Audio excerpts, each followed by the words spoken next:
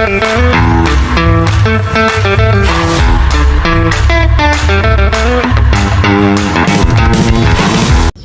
guys, yan, so karon di adlaw ano kay musuloy ta dito sa ilang Noah pet shop, so or Noah Aqua Shop. Matuto kay mananautan sa mga bago nila kay ga-post sila gahapon, and daghan silang bagong stock, so ito ta tanaw-taon sa atong mapalit. Let's go. So itong dadon ko rin guys kay si Roxy, kaya kato wala to siya or dili lamang sila na ito sa lamin, so si Roxy sila sa itong dadon. Hindi tayo lang Noah. Hi Roxy. So see you guys. Ito pakita na ko ni kabot sa ilang Noah. So manata diri na, and wala lang tayo video nga pag-abot na to sa ilang Noah. Karon atong nakitaan kay na sila dagan RTC, so mata ni kuha ta sabo kay favorite kina na monster fish, so panigamay pa ni 2 inches. So ni guys, idakop nga ni kuya ni, so okay mo ka video diri guys kay mauwa ta mag video dito no. So pakita ra ko ninyo uban clips dito.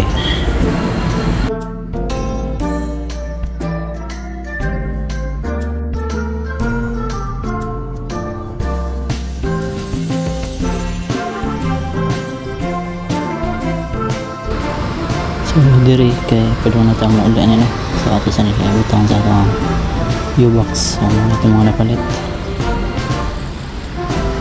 butang diri para safety kay init raw kayo, so and kay naman naman ta, so let's go.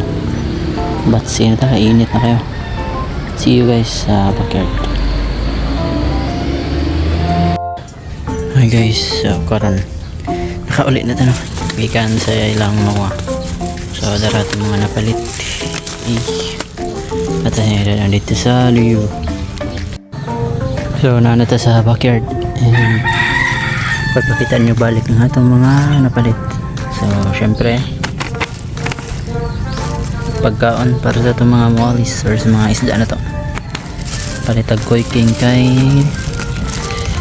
may kasagaran nindot feedback sa mga breeders o sa mga kailan ako nga nagbiisda, so man akong gibuha kuha di or gipalit mga try ko pair. So daghan pag stock sila dito no, kung gusto mo pamalit mo, joke. Siyempre ato mo rin kasi di mo kayo taas ang presyo o diba, si budget meal or nindot man ang una na palit dito guys, ilan Noah. Tadan. So acclimate na to para di safety. And napalik sila guys, sorry,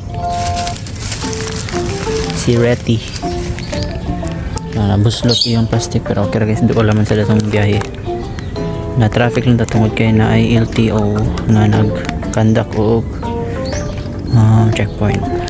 So pero wala tayo problema, nakalusot na sa paano siya yung color, di pa kayo tingkad kay stress na siya.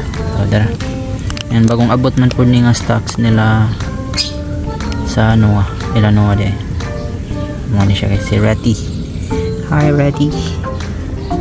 So kanay kuha na sa niya temporary batan na siya gihadjud pond. Let's go Retty. Hey Retty, acclimate na to dyan mga 10 to 20 minutes para safe kay indoor ba ni sila na ito napalit, and outdoor itong setup. So Retty, welcome to your new house. So sa mga gusto no, napa sila daghan yun, and pwede jud ka mo ang mamili, kanya ko juga pili pero di ako ang gadako maratudlo no gasay mo ilarab or naray mo dak na cutie. So kani siya is 2 inch mapapag 2 inch ko rin mo buo rin mo tudlo sa 2 inch. inch mga na dyan yung size. So ablihan ta niyang plastic while nag-acclimate para di siya stress kayo. So dara tong gipalit kani mo ni mga recommended yun sa mga breeders natang kaila waiting palitag 1 kilo na lang na itong gipalit para dugay marot mayroon ko datang isda so kani natay stock na lawag sa pila ka months. Small ni siya guys, small.